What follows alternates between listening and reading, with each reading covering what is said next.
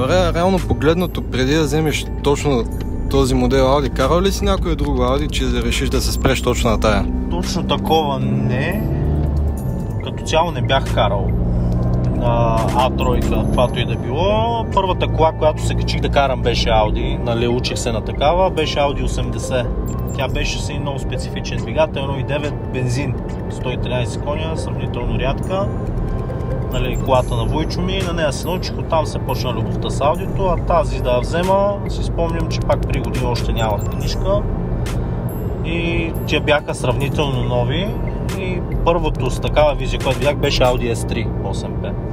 Нали, в моя град, от който съм по принцип, нали, не съм пловдивчанин. И бях споменал на им приятел, че нали, един ден и ние ще караме такива. Той ми се присмя малко тогава и аз му казах, нали, ще видиш, и в един момент си взех тази, вече като имах възможност. Та оттам дойде, просто те се вика една сбъдната мечта.